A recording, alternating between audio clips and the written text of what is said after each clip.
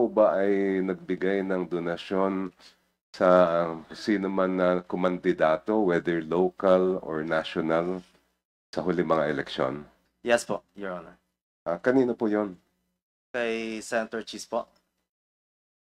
And more or less, magkano po daw ang inyong na-donate sa kampanya ni Senator Cheese? 30 million po. All right. Congressman Jokno, you may proceed. Thank you, Mr. Chair. May we know from the Committee Secretary, Mr. Chair, if Mr. Lawrence Lubiano is here from Centerways? He said he is present and I can see him there. Will you interpolate, Mr. Lubiano? Yes, Jokno? Your Honor. May we ask him Yeah, to take Mr. a Lubiano seat? can take a seat, please.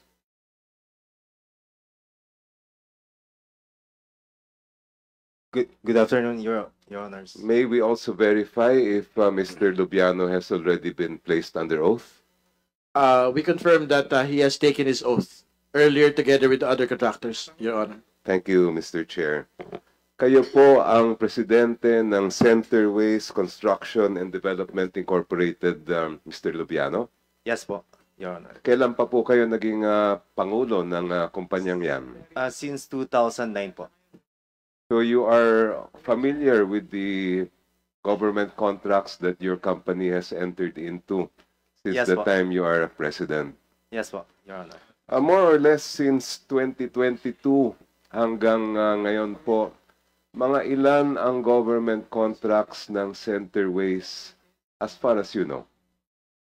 Sa pag government yung na mga nabid po namin nasa I think from 2022 to 2020 nasa 80 po. More or less Yes, around po. More or less 80 po. projects. Yes po. Thank you. Saan-saan lugar itong mga proyektong ito? More on Bicol po. Bicol. Yes, po. Where in Bicol specifically, sir? Sorsogon, Your Honor. Meron kayo sa Sorsogon. Yes po. Meron din po kayo sa ibang mga lugar sa Bicol? Yes po, depende po sa napapanalunan namin po sa bidding. Can you recall the places aside from Sorsogon? So, may Kamsur din po. May depende po sa napapanalunan po namin. Pero mostly in Bicol po. Yes, you have some in Albay. Is that correct? Yes po, yes po. 2001, I think. Some in Camarines Sur. Yes po, yes po. Also some in other provinces like Cebu and Masbate. Yes po. Yes. Now, of those 5 places you mentioned, Albay, Camarines Sur, Cebu, Masbate, and Sorsogon, alin po doon ang pinakamaraming government contract ang Centerways? Your Honor, sa Sorsogon po.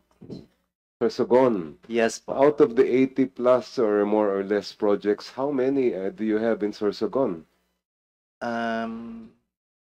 Pwede ko po i-check sa record muna, Your Honor. But To be exact. ballpark figure.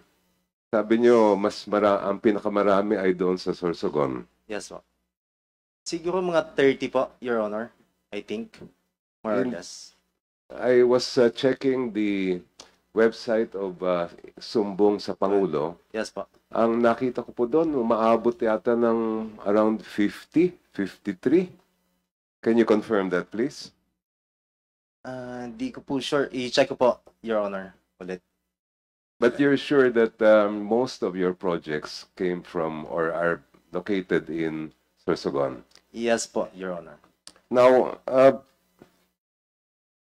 you were named as... let me just rephrase that question.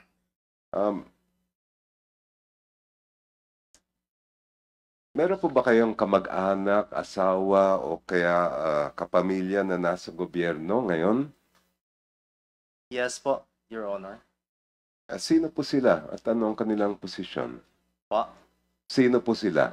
Yung sinasabi niyong kamag-anak ninyo. Kapatid ko po, Your Honor.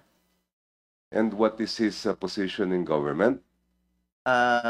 Mayor po, ngayon, sa isang bayan sa Sorsogon po. Saan po? Sa Sorsogon? Sa Sorsogon. That's all. Aside from your brother or is that sister? Wala po akong sister. Sino pa po? Maliban Brother doon. ko po, city councilor din po sa Sorsogon. Maliban doon sa dalawang nabanggit ninyo, meron pa ba kayong ibang kamag-anak Wala na na po. nasa government? Sa pagkakaalam ko po, wala na po. How about business partners? Do you have any business partners who are in government? Wala po, Your Honor. In the last elections, last two cycles of elections, 2022 and 2025, kayo po ba ay nagbigay ng donasyon sa sino man na kumandidato, whether local or national, sa huli mga eleksyon? 2022, Your Honor? Yes. Yes po, Your Honor. Kanino po yon? Kay Senator Cheese po. Escudero. Senator Cheese Escudero. Yes po. Aside from Senator Escudero, may I know if there have been other candidates for either national or local positions that you gave donations to? Wala na po, Your Honor. And more or less, magkano po daw ang inyong na-donate sa kampanya ni Senator Cheese? 30 million po, Your Honor. 30 million pesos, yes. Yes, This was during the time that you already had government projects. Is that right? Ano po? Sorry, Your Honor. Noong panahon na yun, ay kayo ay meron ng mga proyekto o kontrata sa gobyerno. Yes po, since 2009 po. Oh, thank you. No more questions, Mr. Chair. Thank you po. Your Honor, personally ko po donation or nag-donate po ako kay Senator Cheese yung 30 million. Hindi po galing sa company yon, galing po yun sa akin as a personal individual po. Thank you. All right, thank you, Congressman Diokno.